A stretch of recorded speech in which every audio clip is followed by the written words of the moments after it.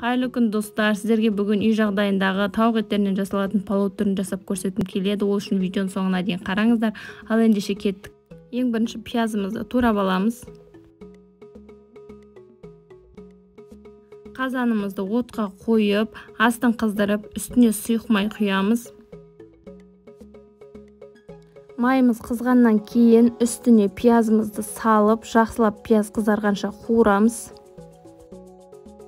Үстіне паприка сепсеңіздер болады, пиязыңыз қызарып әдемі болып қуырылуы үшін.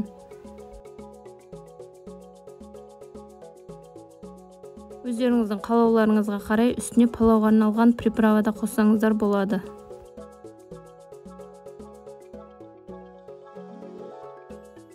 Пиязымыз қуырылды, енді үстіне тауықтың еттерін салып шығамыз.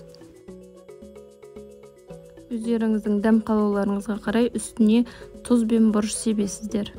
Ендігі кезекте сәбіздерімізді ұзынша етіп турап аламыз. Қуырылған тауық еттерінің үстіне сәбіздерімізді салып, қазанның қақпағын жауып 10 минуттай қуырып аламыз. Ендігі кезекте сәбіздеріміз батқанша суды құйып, жақсылап қайнатып, қазанның қақпағын жабамыз. Міне тауық еттеріміз пісті. Осылай шаншқының көмегімен шығарамыз. Егер суымыз тартылып қалған болса, үстіне қайнаған су құямыз. Аздаған мөлшерде қайнаған су құямыз.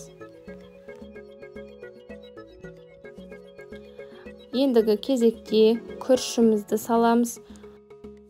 Күрішіміздің суы осылай күрішімізден сәл асып тұруы керек. Енді су тартылып болғаннан кейін оны бір араластырып аламыз. Енді күрішіңіз тез әрі жұмсақ болып пісу үшін осылай пакет жауып қойсаңыздар болады. Енді баяу отта 15 минут пісіреміз. 15 минуттан кейін бір араластырып, тағы да 15 минутқа қоямыз. Міне біздің палауымыз дайын. Міндетті түрде осы рецепт бойынша жасап көріңіздер. Астарыңыз дәмді болсын. Сау болыңыздар достар.